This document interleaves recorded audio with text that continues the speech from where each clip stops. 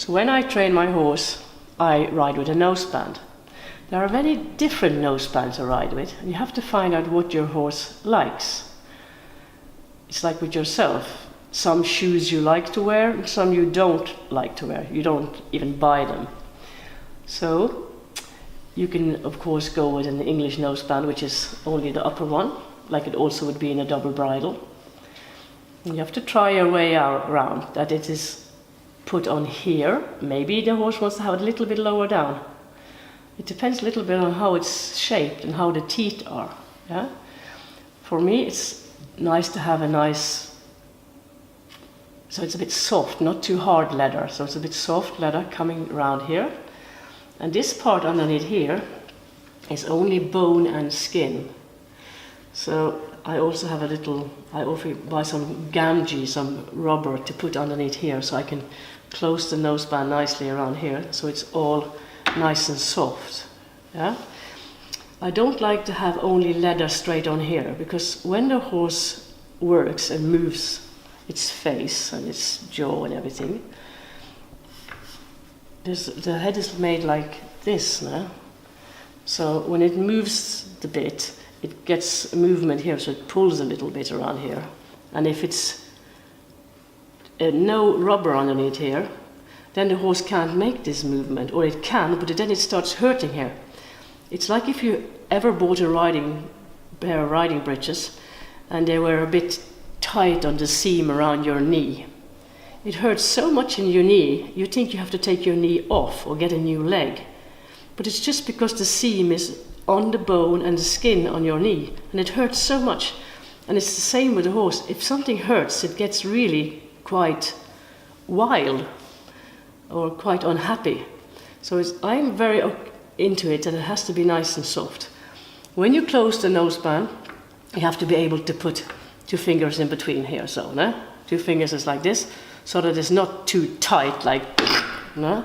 Because then they can't move their jaw, they can't move their face, so they can't work properly. So this is the English noseband. You can have a combined one, which is like this and coming down around here. I actually like to have my students ride with that noseband, because having the lower noseband on makes this more quiet. And when it's quiet, if their hands are a little bit not so balanced yet, the rider hands are a little bit wobbly, then at least the bit lies nice and quiet in the mouth and doesn't disturb the horse. If it only has the English noseband or no noseband, the hands are a bit wobbly and the bit's like jumping around in the horse's mouth, and it doesn't enjoy it. So that's why I like to have the lower noseband. If this noseband is put too far down, it is always a little bit like, comes too much meat and too much muscle here, and then you get little marks on the skin here, and it's a bit sore, so it's, it gets too tight here. So it is quite important to have this a little bit higher up, so there's enough room from here to the bit, so that the skin and the muscle and everything can kind of get room, so it doesn't get squashed.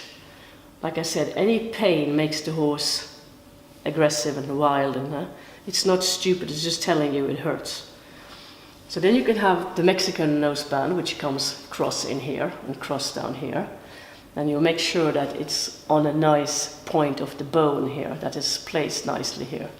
And here again, you have to find out what the horse likes to wear.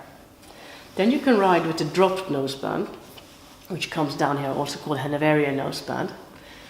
Some people put this a bit too low down. I mean, here's stops the bone, and then you have cartilage coming here. But can you imagine yourself if you had something on your nose and it was like,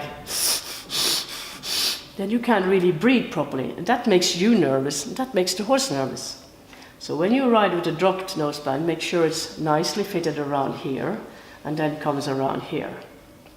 And here again, I normally have a little rubber thing, not too much, but just nice around here, so it's nicely around. So, the dropped noseband is quite good on horses that have this thing about putting maybe the jaw a bit crooked, like putting the teeth like this or like this, and then it's not so easy to get the flexion right. So with them horses, I like to have the Hanoverian or drop noseband. so that the teeth stay over each other and it's easier to do the flexion to both sides. Yeah? Like I said in an earlier session, the suppleness of the horse, one of the signs is that the horse has foam on its mouth. So if you go to a dressage show and you are competing and it has foam on its mouth, don't dry it away. Let it be on its mouth. It's a sign of suppleness. So when the horse comes a bit to the bit in this area, it makes spit that comes through the mouth and down here and becomes foam. Very white, thick foam, like razor shown, is the best. If your horse doesn't make any spit, it could be a thing to give him a small piece of apple before you ride him, so he gets the idea of making foam. And then, if you give him an apple, just a little piece of apple, before you ride him for 10 days, he will probably get the idea of making foam that is more comfortable with foam around the mouth. Yeah? If they make too much foam, very much foam, that's a bit suspicious. That's not really what you want when everything's falling out. I know that horses that have problems, if they've lost a piece of their tongue and so, through accident, can make a lot of foam.